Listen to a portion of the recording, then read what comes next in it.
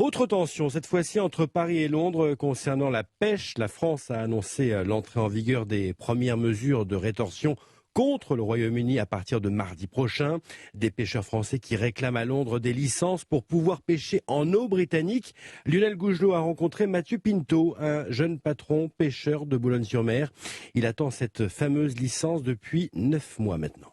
Mathieu Pinto attend depuis le début de l'année sa licence l'autorisant à pêcher dans les eaux britanniques, là où il réalisait 50% de son activité. Alors depuis 10 mois, le jeune patron pêcheur a dû chercher d'autres zones de pêche plus loin dans la Manche, mais il a du mal à joindre les deux bouts. On a l'habitude de travailler dans une zone assez poissonneuse et puis derrière on nous l'interdit, donc il faut complètement changer les plans.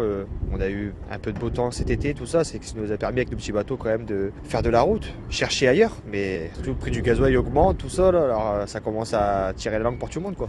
Tout cela selon lui parce que les Britanniques ne respectent pas leur accord sur la pêche. Alors pour Mathieu, le gouvernement français a bien raison de prévoir des mesures de rétorsion comme l'interdiction pour les Anglais de débarquer leurs poissons à Boulogne-sur-Mer. On a été trop gentils, donc je pense que oui, il est temps de taper sur la table et puis de fermer un peu les robinets, quoi, et puis essayer de les pénaliser sur certaines choses. Énormément de poissons anglais est vendu en France, hein. Donc oui, ça peut faire énormément de bruit et puis ça fait rapidement bouger les choses, on l'espère. Il serait temps. À Boulogne-sur-Mer, sur les 68 demandes de licence de pêche britannique, 35 dossiers de bateaux sont toujours en attente d'un feu vert. À Boulogne-sur-Mer, Lionel Gougelot, Europe 1. Et après les pêcheurs, ce sont les